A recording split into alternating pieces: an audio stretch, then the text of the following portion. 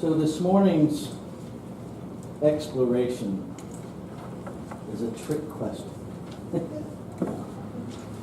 And I'm hopeful that the practitioners caught that. And if you didn't, I don't want to know.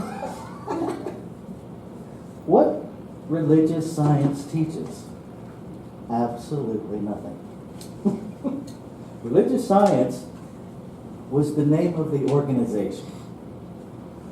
Our teaching is science of mind. If you look in the concordance, in that nice little dictionary that references things in our Science of Mind book, you will find absolutely not one reference to religious science. Not one. And there's at least 25 to Science of Mind. What we teach is the science of how the mind works. Religious science came from a phrase that our founder Ernest Holmes said when he was expressing his deep desire that someday religion and science would walk hand in hand. That's where it came from. Our teaching is science of mind. Our reading actually is an excerpt from, if you look in the front of the Science of Mind text, there's actually a layout where you can read the Science of Mind text daily for 365 days. And so part of what I'm doing this year is taking excerpts from the reading for the day of the talk as our spiritual reading, as our sacred reading. We are in our 100-year anniversary of Science of Mind. In 1918, Fenwick and Ernest came together and said, we're going to do this.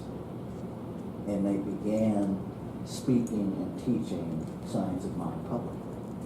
So we are celebrating 100 years of our teaching.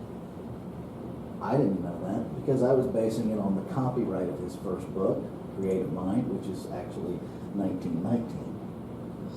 But the teachings actually started in 1918. We're all in the minister's listserv. There's a beautiful conversation going on about how things have morphed and changed. And have they gotten more clear or have they gotten more complicated? And it's interesting. We deal with this thing called perspective. And we deal with our human brain.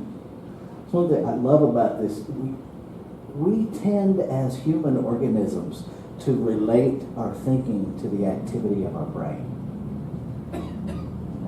My brain just now told my hand to come down here. It's telling my lips to move while my vocal cords are vibrating. That is the activity of my brain. It is a very busy organism. None of us we kind of all be jellyfish without it. Because it tells our vehicle how to travel through the world. Most of our thinking, and I have to give credit where credit is due, trying to remember his name at the moment. Oh, well, it'll come to me. One of my philosophy teachers.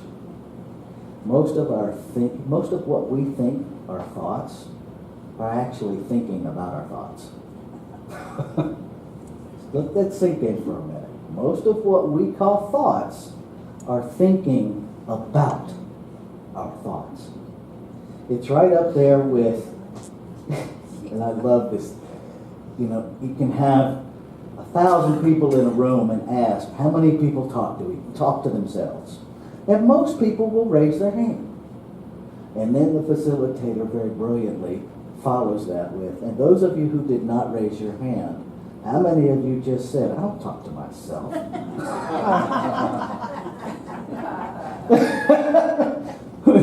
We all talk to ourselves. We all think about our thoughts. And Science of Mind is the gift that teaches us to go deeper. to actually go to the thought itself. Those thoughts that make no sense to us, where it feels like something from outside of us because it is so different than what we think we would think. It doesn't fit our opinion. It doesn't fit our experience. And I would invite you, if it doesn't fit, it may well be coming from the deepest clarity, from the mind of God within you. Because we tend to understand the world backwards as human beings. I relate to what a bed is because I grew up understanding what a bed is. My understanding of going home to a house that I think is in the future with a bed comes from the past. The only way I know what a bed is from the past. And so as a human being, we are always reasoning backwards. Think about that for a minute. Everything we relate to is in the past. This is only a lectern because I learned in the past that it's a lectern.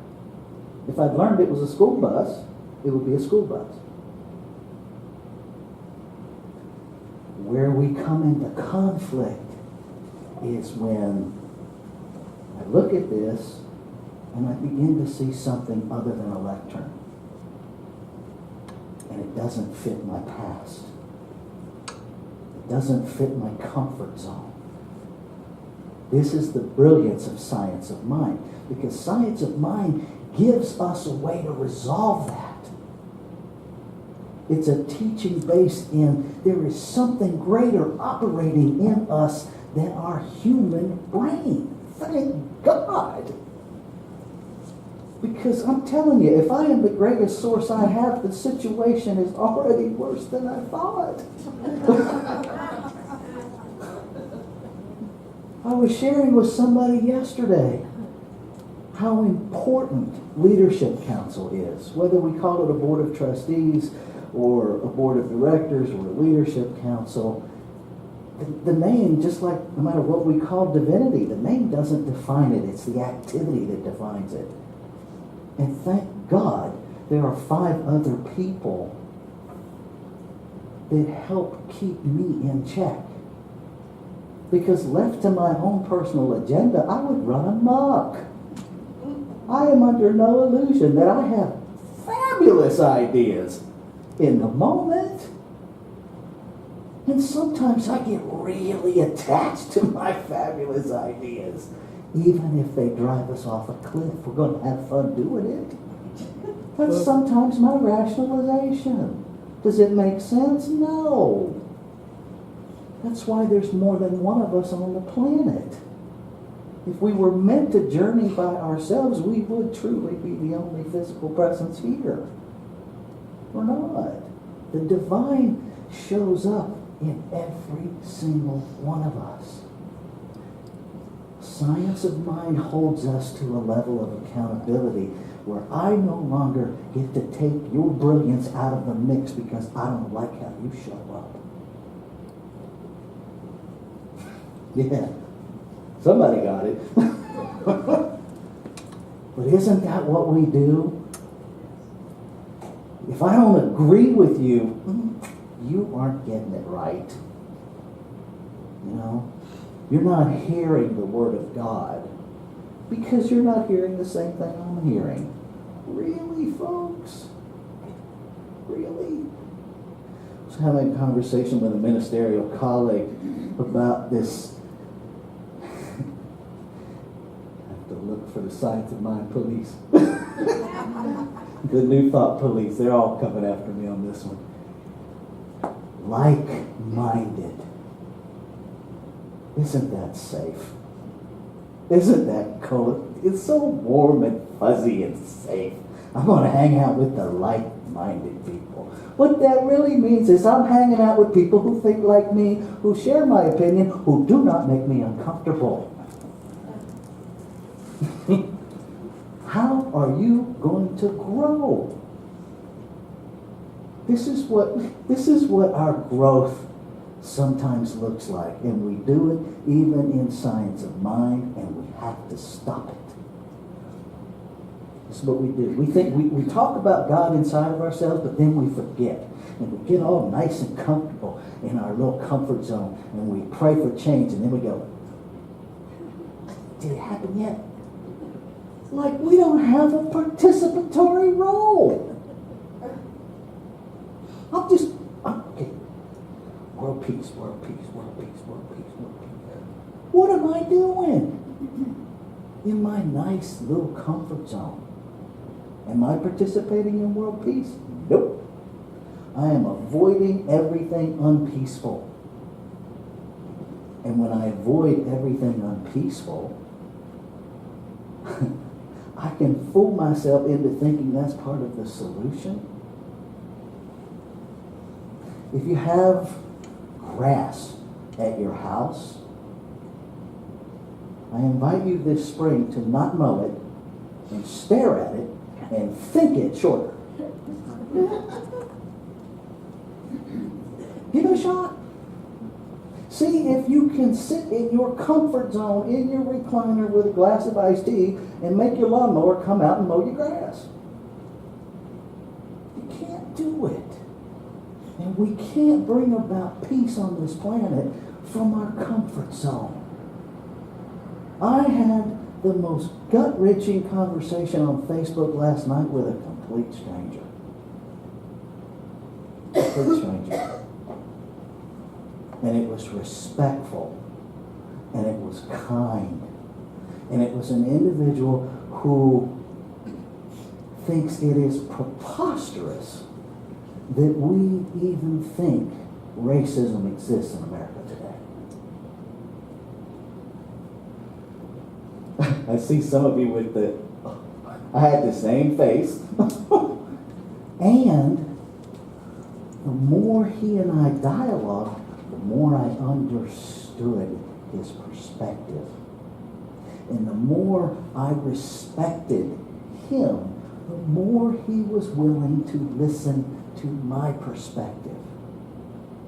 Now, I don't know if anything changed in that human being, but what I do know is that he cannot unring the bell.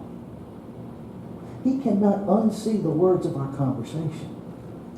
He can't unwrite the comments where he acknowledged that we were in agreement about the preciousness of humanity.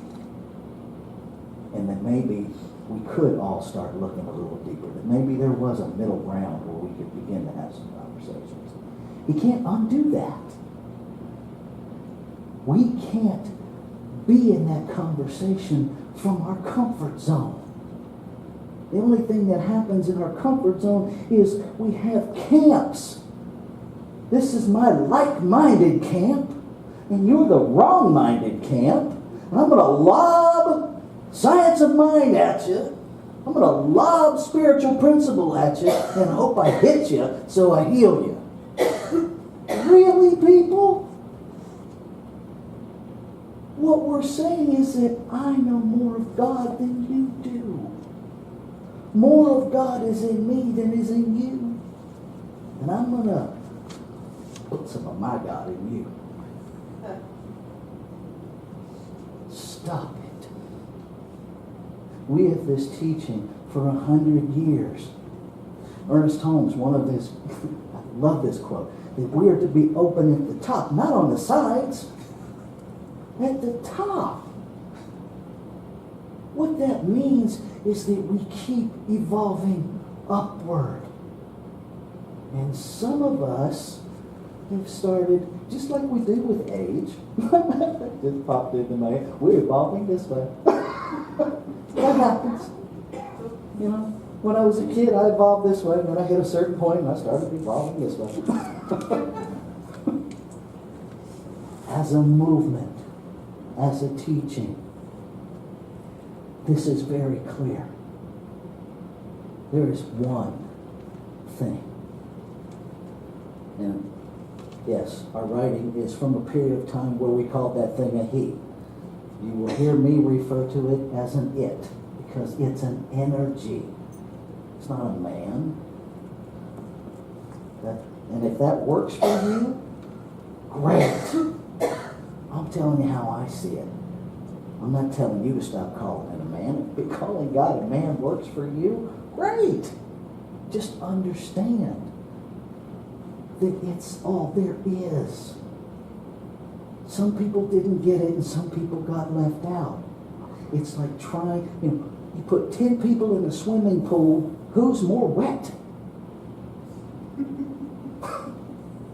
Who's in the pool that didn't get wet? Because that's sometimes what we act like with God, is that it gave itself to these folks, but everybody's in the water, but these folks got wet and these folks did not. That's not what happened. Every one of us has the same amount of divinity, even the ones we can't stand. Even the ones whose behavior leaves us heartbroken. We are not our behavior, and neither is anyone else. So our science of mind teaches us, find the divinity. When Ernest Holmes teaches us to turn away from condition, he's not saying put your head in the sand and pretend like it's not there. He's saying turn away from it. I can't turn away from that bag until I know where the bag is. I have to have a point of reference to turn from. This is what our teaching is about. It's not about denial. It's not about convenience. It is the highest level of accountability I have ever encountered. And some days it's really uncomfortable. When someone in a position of power says something that is profoundly hard to hear because it insults nations of people, it is hard for me to remember there is the same amount of God in that individual as is in me. Our teaching holds us accountable to do that. So we either say yes to that, or we become convenient. I, just so everybody's clear, am committed to the clarity and the simplicity of science of mind. And so that's what you're going to get from it. Not a whole lot of fluff. Tremendous amount of compassion, because I struggle right along with you. It is this activity of the human dance to the song of the mystery. And we all like to look good on the dance floor, so we like to dance to music that's familiar. And this human journey, it's a new tune every minute. It's a new beat every minute. I think we got our rhythm going, and we're cruising right along, and all of a sudden, somebody lobs one of those nasty bombs in the room, and it's like, wait, I'm trying to get my beat back. Where did it go? And we feel all awkward, and everybody on the dance floor is looking at me. No, they're not. You know why? Because they're busy thinking everybody's looking at them. I don't know how many of you noticed, but we had a bunch of different colors this morning. That was intentional. And those of you who started writing scenarios about why we had different colors, that's just your brain trying to fill in the gaps. They were different colors, so you would do that. But they ran out of paper. I wonder if they got extra paper, they're just trying to use it up. Somebody knew what they were doing. We write all kinds of scenarios. None of them are accurate.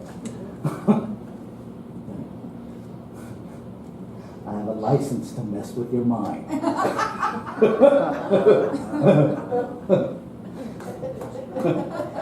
It's just the truth. And the good news, just so you can really enjoy it, is that everything that comes out of here that messes with your mind messes with mine first. We're in this soup together because we're all part of the same thing. Just like my left foot and my right foot work together to move my body, we move together to move this body, to move this teaching. If you're not sure what our teaching is, great. Put your questions in that box back there. If something happens where you go, how in the world am I supposed to apply spiritual principle to this? Put it in that box back there. That's what this whole year is about. If you don't ask the question, the best answer you get comes from your past. Let's take this in prayer. Knowing that there is only one infinite, ever-present business. It must be here now. It must be here in the form of everything in this room, inclusive of the room itself. Every fuzzball in every corner, to the most brilliant academic mind in the room, fully infused with divinity. The perfect love, the perfect peace, the power, the heart, the mind of creation itself lives, moves, and has its being as each of us. And so I claim on behalf of everyone within the sound of my voice and beyond that we are about the business of claiming the mind of divinity that we are born into, that we live in, and that lives within us. That we are about the business of taking responsibility to be accountable to use that mind, to stop talking about it and to start communing with it, to learn from it, as it, in it, to follow, to say yes, to be more than we could ever imagine ourselves to be. Because that's what we are. More. More. More. It is with deep gratitude that I release my word into the divine law. The law that has no opinion about what is impressed on it. It simply takes it, says yes, and gives it back to us completed. And so it's done. And so I let go. And I let it be. And I invite you to join me as we say together. And so it is.